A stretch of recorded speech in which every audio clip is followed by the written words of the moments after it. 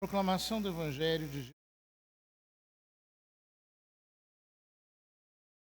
Jesus, vindo a Nazaré, disse ao povo na sinagoga: "Em verdade, eu vos digo que nenhum profeta é bem recebido em sua pátria. De fato, eu vos digo, no tempo do profeta Elias, quando não choveu durante 3 anos e 6 meses, e houve grande fome em toda a região, havia muitas viúvas em Israel. No entanto, a nenhuma delas foi enviado Elias, senão a uma viúva que vivia em Sarepta, Sidônia. No tempo do profeta Eliseu havia muitos leprosos em Israel, contudo nenhum deles foi curado, mas sim Naamã o sírio." Quando ouviram estas palavras de Jesus, todos na sinagoga ficaram furiosos. Levantaram-se e o expulsaram da cidade, levaram-no até o alto do monte sobre o qual a cidade estava construída, com a intenção de lançá-lo no precipício. Jesus, porém, passando pelo meio deles, continuou o seu caminho. Palavra da salvação.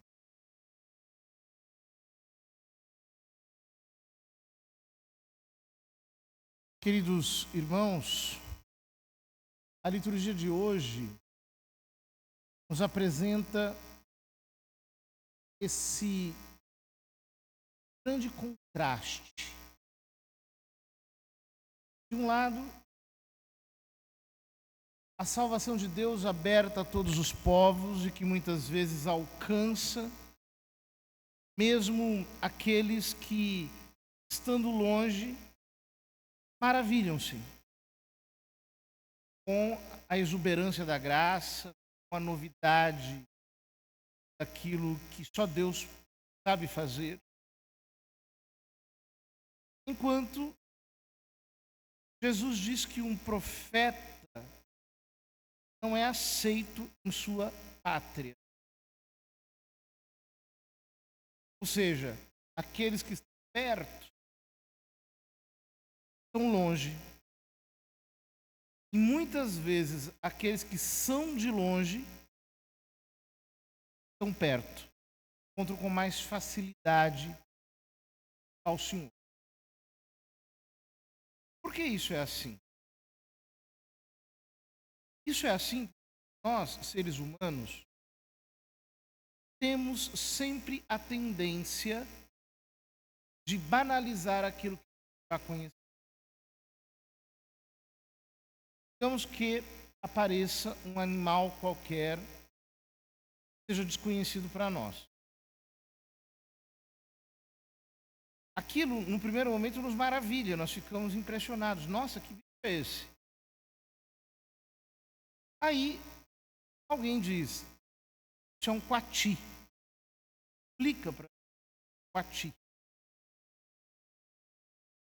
Outra vez que nós nos encontrarmos com um coati, nós iremos simplesmente dizer, isso é um coati. Já sei o que isso é. Porque ao conhecer, nós temos a tendência de segurar a coisa, segurar o conceito. Uma caixinha mental contém, por assim dizer, a noção daquilo que nós conhecemos. Então nós banalizamos. É o que acontece com esse povo em Nazaré. Conheceram Jesus como adolescente, conheceram Jesus como carpinteiro. E aí, quando ele chega com uma pregação extraordinária, ao invés de se maravilharem, num primeiro momento eles se assustam. Mas depois dizem, não, esse daí é o filho do carpinteiro. Não, onde deu isso? O que é ele para querer nos ensinar isso? Ou seja, nós desprezamos na medida em que nós já conhecemos. Ou pelo menos nós consideramos que nós já conhecemos. Ao contrário, pessoas que nunca tiveram nenhum contato com o Evangelho, quando conhecem o Evangelho, ficam complicadíssima. Já vi pessoas de outras culturas contando coisas extraordinárias. Eles perceberam no Evangelho que nós não percebemos. Inclusive porque aquilo já se diluiu na nossa cultura. Lembro de um sacerdote amigo que foi para o Japão, morava num apartamento, no mesmo andar moravam 4 famílias, em 4 apartamentos diferentes. Ele recebeu um saco de bombons, iria comer aquilo, foi levar um pouquinho para cada família, porque tinha o que fazer com aquilo, era essa. Daqui a pouco, cada um veio com uma quantidade de outra coisa mais ou menos parecida e no mesmo valor para dar para ele. Ele não entendeu nada. Sim, eu estou dando, não preciso trazer nada para mim. É que aqui o Evangelho nos ensina que a gratuidade, uma cultura não cristã, é justiça pura. Eu te dei 10, você tem que me dar 10. Não existe a gratuidade.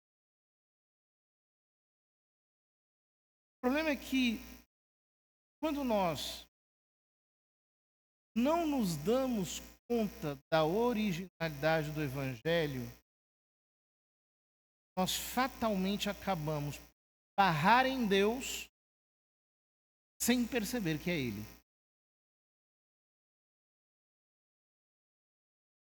Sem nos darmos conta de que, diferentemente de um pati, de uma amoreira, de um peixe,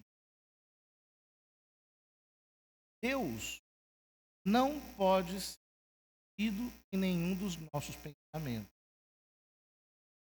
Todos os nossos pensamentos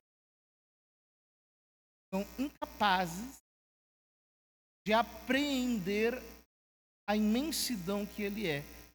Ele sempre está para além daquilo que nós possamos imaginar. É apenas quando nós mantemos a nossa mente nesse estado contínuo de abertura, em que nós olhamos na direção de Deus, nós dizemos, olha, esta fórmula é verdadeira, mas Deus é mais do que isso. Apenas quando a nossa mente se abre, é que nós conseguimos entrar em contato com o maravilhoso, com o extraordinário, com a grandeza de Deus. Isso significa que, por exemplo, os enunciados da fé não sejam verdadeiros? Claro que não. Os enunciados da fé são verdadeiros, porque Cristo o revelou e a igreja, a mestra, nos ensina.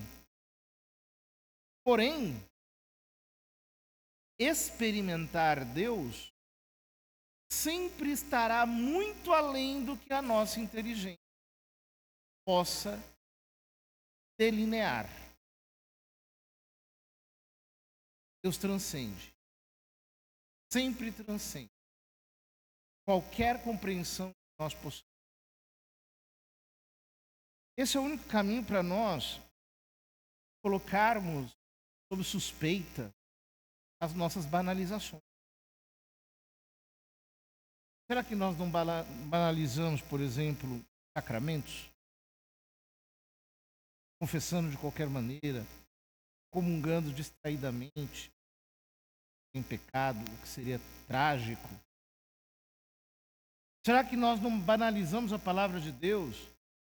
E ao invés de lê-la com um ânimo de encontrar algo mais que passou desapercebido por nós, nós já dizemos, isso aqui eu conheço, eu já sei.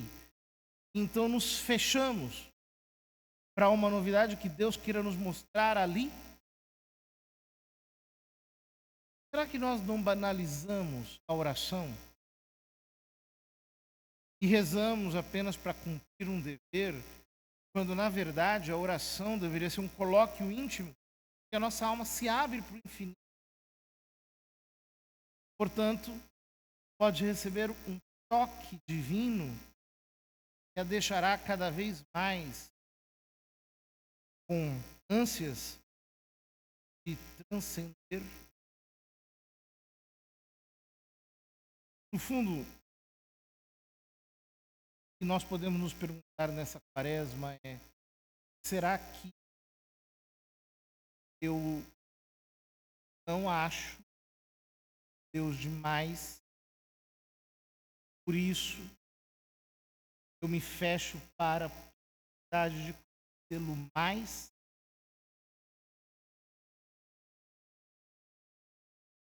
É uma pergunta que nós devemos fazer, porque o profeta pode ser rejeitado em sua pátria. A palavra de Cristo, de alguma maneira, pode ser rejeitada, justamente aonde todos nós pensamos que ele está mais conhecido, honrado, louvado, adorado. Nós podemos agir como esses nazarenos que expulsaram Jesus da cidade, que ficaram bravos, foram até um alto do monte, que tentaram matar a Cristo. Jesus, porém, passando pelo meio deles, continuou o seu caminho. Ou seja, a palavra sempre encontrará um modo de dar fruto, mas nós podemos assassiná-la pela nossa presunção. Que o Senhor nos leve a ter cada vez mais um coração aberto, sobretudo uma mente aberta. Que a verdade da palavra nos impacte e nós sejamos diariamente maravilhados pela perene novidade do Evangelho que jamais se torna velha.